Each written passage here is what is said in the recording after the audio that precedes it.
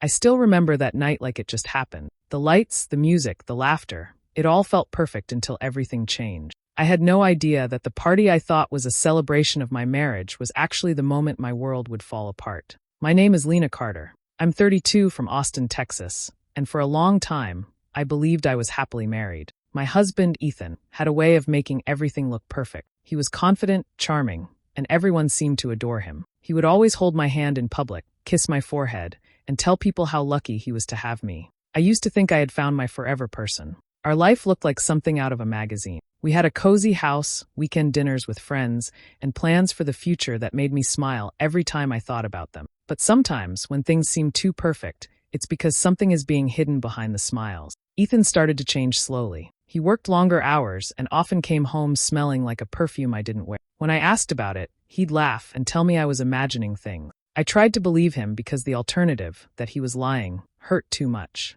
He became distant, but I convinced myself that he was just stressed. When he told me he wanted to throw a big anniversary party, I thought it was a good sign. I told myself it was his way of bringing the spark back. I spent days picking the perfect dress, getting my hair done, and planning every small detail. I wanted that night to remind us of who we used to be. But when I arrived at the party, something felt strange. Everyone smiled too wide, and a few people avoided my eyes. Ethan looked calm, almost proud. He walked toward me, kissed my cheek, and whispered, "I've got a surprise for you." I thought he meant a gift or maybe a romantic gesture. Instead, he led me to the stage and started talking to the guests.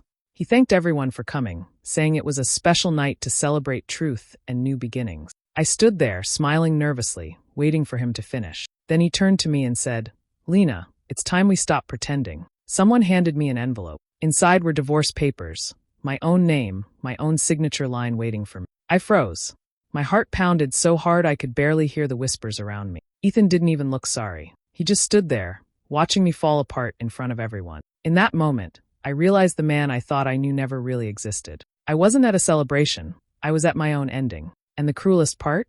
He made me sign it in front of them all. That night broke something inside me, but it also lit a spark I didn't know I had. I didn't know it yet, but that moment would be the start of a completely different story, one where I'd finally learn who I really was. To everyone around us, Ethan and I were the couple people admired. We hosted dinner parties that felt warm and full of laughter. He planned small weekend trips to places I loved, always making sure to take pictures of us smiling together. People often told me how lucky I was to have him, and I believed them. From the outside, our marriage looked like everything a woman could want: stability, love, and excitement. But inside our home, things had started to shift in quiet, unsettling ways. Ethan became distant. He still smiled, but it didn't reach his eyes anymore. He started spending more nights at work, saying there were new projects and meetings that couldn't wait. When he came home, he would head straight to the shower, barely talking to me. Sometimes he'd sit on the couch scrolling through his phone, but whenever I walked near, he'd lock the screen and put it face down. I tried to tell myself it was nothing.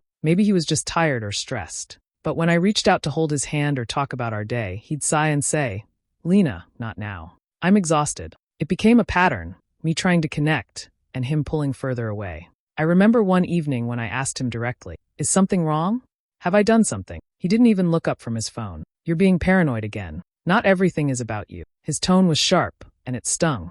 After that, I stopped asking. I didn't want another argument. Instead, I talked to Tessa about it. She was my best friend and also worked at the same firm as Ethan. We'd been friends since college, and I trusted her completely. Sitting across from her at our favorite coffee shop, I told her how distant Ethan had become and how worried I was. She reached over, squeezed my hand, and smiled softly. "Lena, you're overthinking. Ethan loves you. He talks about you all the time at work. He's just under pressure right now." Her words were comforting, and I wanted to believe them. I told myself that maybe I was too emotional, that maybe I was reading too much into things. After all, if Tessa, who saw him every day, said everything was fine, then maybe it was. But even with her reassurance, I couldn't shake the feeling that something wasn't right. There were small things that didn't add up. Ethan started wearing a new cologne I hadn't seen before. He would leave for work earlier than usual, saying he had breakfast meetings, but sometimes his shirt smelled faintly of wine when he came home. I told myself that marriages go through rough patches, that love sometimes looks quiet.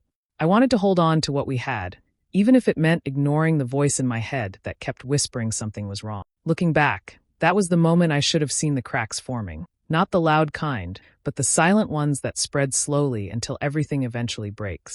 When Ethan told me he was planning something special for our 5th anniversary, I felt a spark of hope I hadn't felt in a long time. Things between us had been cold for months, and I missed the closeness we used to have. So when he said, "Dress up, baby. I want the world to see how lucky I am," I wanted to believe him. For the first time in a while, I thought maybe he wanted to fix things. Maybe he remembered the love we started with. He said the party would be at a downtown hotel, and that he had taken care of everything. He even told me not to stress about the guest list, that it would be a mix of family, friends, and colleagues. I was touched that he'd gone through all that trouble. A part of me thought this could be our fresh start. The evening of the party, I spent hours getting ready. I chose a red dress because Ethan once told me it was his favorite color on me. I sprayed the perfume he bought me on our honeymoon and stood in front of the mirror, trying to calm my nerves. I wanted to walk into that room and remind everyone, that we were still strong. When I arrived at the hotel, I was met by one of the staff members who guided me to the ballroom. The moment I stepped inside, the lights dimmed, and everyone turned to look at me. There was a burst of applause, and people started clapping and cheering. I smiled, a little embarrassed but flattered. For a moment, it felt like everything was okay again. Ethan walked up to me, smiling like everything was perfect. He looked handsome in his black suit, confident as ever. He kissed me lightly on the cheek and whispered, "You look amazing." For a split second, I felt like the old days were back. But as I looked around the room, I noticed something strange. The smiles seemed forced. A few people avoided my eyes, and some were whispering to each other. Even the air felt heavy, like there was something unspoken hanging between everyone. Tessa was there too, standing close to Ethan. She waved at me and gave me a smile that didn't quite reach her eyes. I brushed off the odd feeling, telling myself not to read too much into things. The ballroom was beautifully decorated, soft lights, white flowers, and a banner that said, "Here's to new beginnings." I found it a little odd because anniversaries usually celebrated what was not what was starting. Still, I didn't want to ruin the night with my doubts. People came up to us, congratulating us, telling us how beautiful the evening was. Ethan stayed by my side, laughing and talking as if everything was perfect. But deep down, something inside me started to tighten. I couldn't explain it, but I felt like I was standing in a room full of people who knew something I didn't. Every smile, every look, it all carried a weight I couldn't understand. I tried to shake off the unease, holding on to the hope that this night was about love. I didn't know then that the truth waiting for me in that room would destroy every piece of that illusion. Ethan stood on the small stage in front of everyone, holding the microphone with the same confident smile he always had. The room quieted down, and all eyes turned to him. I watched from my table, feeling proud at first. I thought he was about to make a sweet speech about our marriage, maybe something romantic or funny like he used to. But the tone of his voice quickly told me this wasn't that kind of speech. He started talking about truth and honesty, about how every relationship goes through changes. His words sounded more like a speech at a seminar than a celebration of love. People looked a bit confused, glancing at each other, unsure of where he was going with it. I tried to smile, thinking maybe this was some kind of build-up to a surprise or a joke. Then he said, "Tonight isn't just about celebration. It's about moving forward and being brave enough to admit when something is no longer real." The air in the room shifted. My smile slowly faded. My heart started to beat faster. Ethan looked directly at me, his expression calm, almost too calm. He said, "Lena, I think it's time we stop pretending." For a second, I thought I misheard him. I waited for him to explain, to turn it into something else, a speech about renewal or change. But before I could say anything, a waiter walked toward me and handed me an envelope. I remember my hands trembling as I opened it. Inside were several sheets of paper, my name printed clearly on the first page. Divorce papers. It felt like the ground disappeared beneath me. My heart dropped so fast I couldn't even breathe. I looked up at Ethan, waiting for him to say it was a mistake, a prank, anything. But he just stood there, holding the microphone, staring at me like I was a stranger. The room fell completely silent. You could hear the soft clinking of glasses as someone accidentally brushed against a table. I could feel everyone's eyes on me, pity, confusion, shock. No one moved. No one said a word. I wanted to speak, but my throat wouldn't let me. My fingers gripped the papers so tightly that they started to crumple. I looked at Ethan again, searching for any sign of regret or shame. There was none. He just said, "It's better this way, Lena. We both know it's over." In that moment, my world collapsed. The man who had once promised me forever had chosen to humiliate me in front of everyone we knew. All I could feel was the heat rising in my chest, the sting in my eyes, and the weight of betrayal pressing down on me. I didn't cry. Not yet. I just stood there, frozen, trying to understand how someone I loved could be so cruel. The applause that had filled the room an hour ago was gone, replaced by an unbearable silence. And in that silence, my heart broke louder than any sound I'd ever heard. For a moment, I thought nothing worse could happen after seeing those papers. But then Ethan's expression changed. That calm face turned into something cruel. He smirked, almost proud of what he had done. Around us, whispers started spreading like fire. I could hear people murmuring, some gasping, others just staring at me with wide eyes. Then I saw her. Tessa, my best friend, the person I had trusted more than anyone else. She stepped forward from the crowd, walked right up beside Ethan, and took his hand. My whole body went cold. For a second, I couldn't process what I was seeing. She was holding his hand, standing there like she belonged next to him. My voice barely came out when I whispered, "Tessa, what are you doing?" She didn't even look ashamed. Instead, she smiled softly and said, "We didn't mean to hurt you, but it's time everyone knows the truth." The truth. Those two words echoed in my head. My knees weakened, and I grabbed the edge of the table to stop myself from falling. My world, my marriage, my friendship, had just been torn apart in front of dozens of people. Ethan pulled Tessa closer, his arms sliding around her waist like it was the most natural thing in the world. He turned back to the crowd and said, "We wanted to be honest. Tessa and I are together now. It just felt right to make it official tonight." Official. He called it official, as if it were some kind of announcement to celebrate. People stood there in shock. Some avoided looking at me. Others couldn't stop staring. I could feel the pity, the judgment, the disbelief all around me. My legs finally gave out, and I sank into a chair, feeling completely hollow. Ethan looked at me, still wearing that awful smirk. "Sign it, Lena," he said coldly. "Let's make it official in front of everyone. It's cleaner this way." Cleaner. That word cut deep, like I was some stain he wanted to erase from his perfect picture. My hands shook as I stared at the papers again. The room felt blurry, faces blending together, voices fading in and out. I could hear my heartbeat pounding in my ears. Tessa stood there beside him, pretending to look sorry, but her eyes told a different story. There was no guilt, just relief that their secret was finally out. In that moment, I realized I was surrounded by people who had watched me love two of the biggest liars I'd ever known. And they had chosen the cruelest way to destroy me, publicly, proudly, and without shame. I wanted to scream, to cry, to run, but I couldn't move. All I could do was stare at them, my hand trembling above the paper, wondering how two people I trusted most could do something so heartless. It wasn't just a betrayal, it was humiliation dressed as honesty. And they wanted me to play along. My hands were shaking so hard that the pen nearly slipped from my grip. Tears blurred my vision, turning the room into a haze of faces I didn't want to see. No one met my eyes. Some people looked away out of pity, others out of shame. The silence was so heavy it felt like it could crush me. Ethan stood there, waiting, tapping his fingers on the table like he was getting impatient. Tessa kept her arm around him, her expression frozen in a mix of guilt and pride. I could hear someone whisper, "She's really going to sign it," and another voice saying, "This is cruel." But no one stepped forward to stop it. Not one person. I looked at the papers again. My name was written neatly at the top, the space below waiting for my signature. My final act in a marriage that was never as real as I thought. I could have refused. I could have screamed or thrown the papers in his face. But I knew that's exactly what he wanted, to see me lose control, to prove that I was weak. So I did the one thing he didn't expect. I picked up the pen, took a deep breath, and signed. My hand was trembling, but my face stayed calm. I refused to give them the satisfaction of watching me fall apart. The moment the pen left the paper, something inside me shattered completely. Ethan smiled, and Tessa's hand tightened around his. To them, it was over, a clean public victory. But they had no idea that in that same moment, something new was born inside me. A part of me that wasn't broken, but awake. I stood up slowly. No words. No tears. Just silence.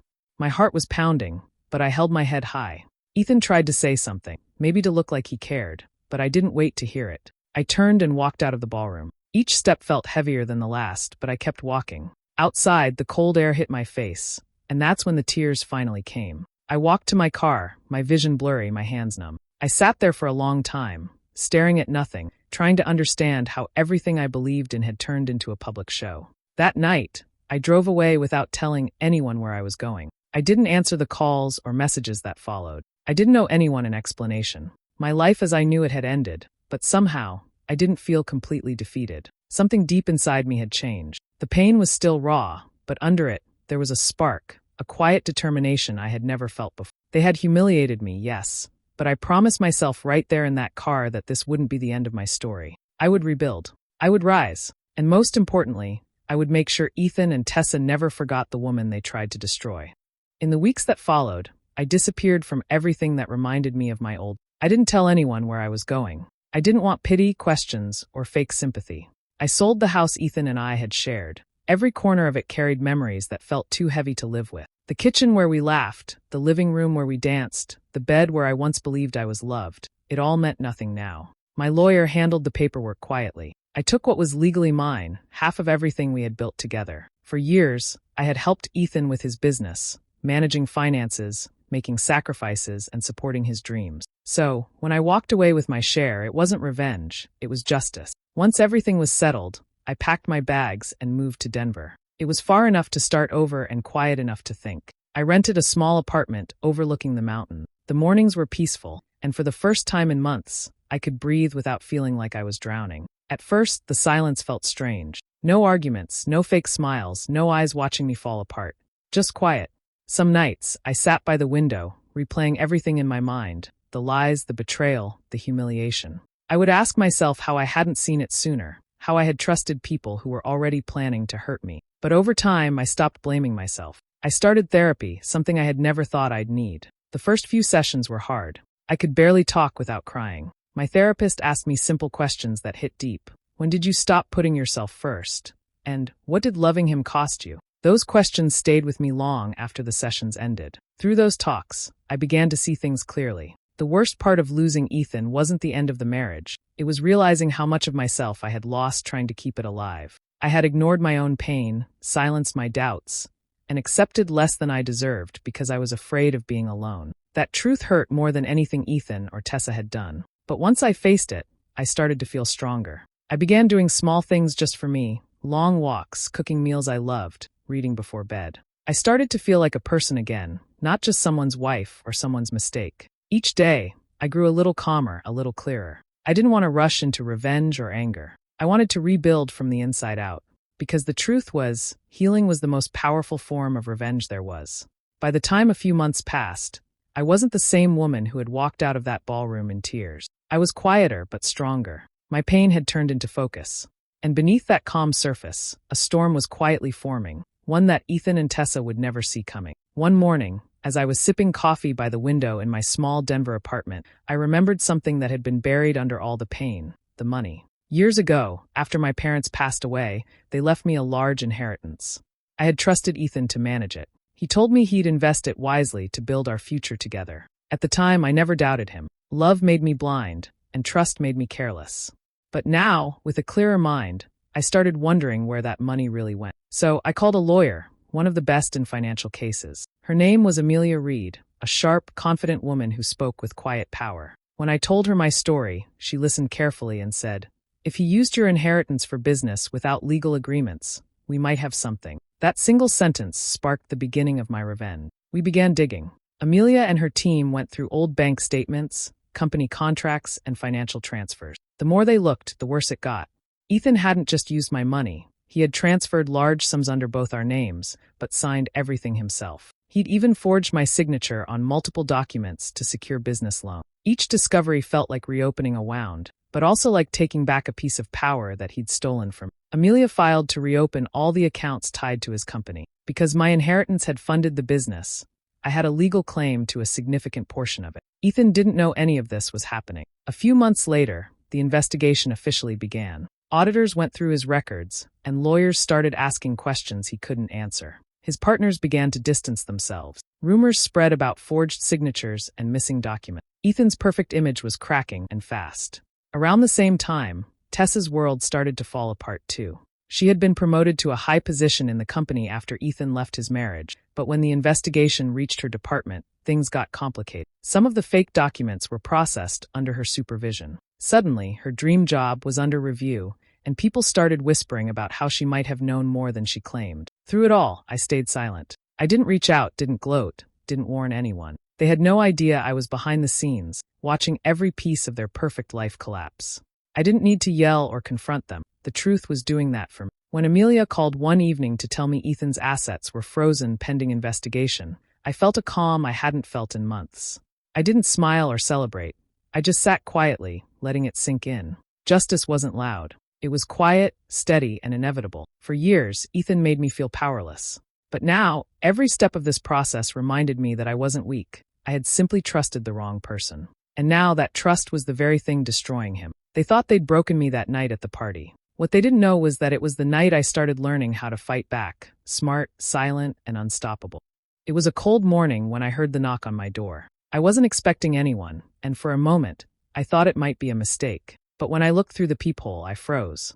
Standing outside was Ethan. He looked nothing like the man I once knew. His suit was wrinkled, his eyes hollow, and his confidence, the thing he wore like armor, was gone. I opened the door slowly, unsure of what he wanted. For a few seconds, we just stared at each other. He looked around my small apartment, as if trying to understand how I could live so peacefully while his world was falling apart. Finally, he said in a voice that cracked a little, "You destroyed everything I had." For a moment, I almost laughed, not because it was funny, but because of how blind he still was. After everything he did, he still couldn't see the truth. I took a deep breath and looked him straight in the eye. "No, Ethan," I said calmly. "You destroyed everything we had. I just stopped saving you from it." He didn't respond. He just stood there, staring at me like he was seeing me for the first time. The silence between us was heavy, filled with all the things we never said. There was no apology, no real regret, just the same man who once thought he could control everything and everyone around him. He started rambling about how his company had collapsed,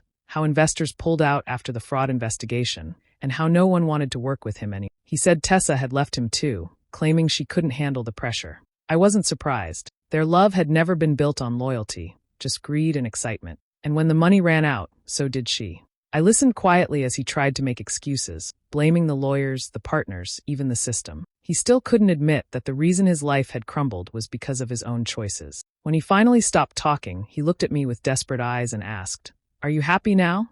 That question hit me harder than I expected. Happy? No, I wasn't happy about any of it. Nothing about this story was joyful. But I was at peace, and that was something he'd never understand. I looked at him and said softly, "I didn't want revenge, Ethan. I wanted the truth to come out. You did that all on your own." He didn't reply.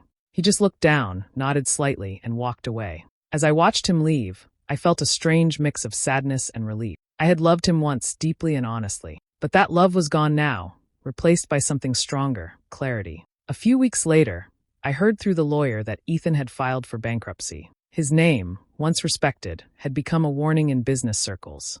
Tessa had moved to another state, and no one had heard from her since. For the first time in years, my life was quiet again. Not empty, just calm. The chaos that had once consumed me was gone. Ethan had finally faced the consequences of what he'd done, and I had finally walked free. Months passed, and slowly, life started to feel normal again. I focused on myself, not the pain, not the past, but the person I wanted to become. Denver became my safe place. I found a small apartment with big windows that filled the rooms with sunlight. Every morning, I made coffee, watched the sunrise, and reminded myself that peace wasn't something others could give. It was something I had to build. I started a new job at a design firm. The people there didn't know my story, and for once I liked that. I didn't have to be the woman whose husband humiliated. I was just Lena, hardworking, kind, and learning how to smile again. Therapy helped me more than I expected. My therapist once told me, revenge isn't always about making someone else pay. Sometimes it's about taking your power back. Those words stayed with me. When I thought about Ethan and Tessa now, I didn't feel the same rage. The anger had burned out, leaving only quiet understanding. They took years of my life, but they also taught me something priceless, the strength to stand alone. I realized that revenge had never been about watching them fall. It was about proving to myself that I could rise. I remembered that night at the hotel, the laughter, the whispers, the paper in my trembling hand. For so long, that moment defined me. But now, when I looked back, I saw something different. I saw a woman who refused to cry in front of people who tried to break her. A woman who signed those papers not out of weakness, but out of courage. I signed away a life built on lies, and in doing so, made space for something real, self-respect. There were still hard days. Some nights I'd wake up from dreams about that party, feeling the sting all over again. But every time I remembered how far I'd come, the pain faded a little more. I had lost almost everything, yet somehow I had gained myself back, piece by piece. A few months later, I stood in front of a mirror, getting ready for work, and barely recognized the woman staring back. She looked calm, confident, whole. The scars were still there, invisible to most, but I carried them like reminders, proof that I had survived something that once felt impossible. Now, when people talk about revenge, I smile quietly to myself, because I know the truth. The best revenge isn't destruction or payback. It's peace. It's rebuilding a life so strong, no one can shake it again. I may have been forced to sign my own divorce papers at a party, but I walked away with something they could never touch, my dignity. My story didn't end that night. It began there. And every step I've taken since has been proof that sometimes the most powerful thing a broken heart can do is heal.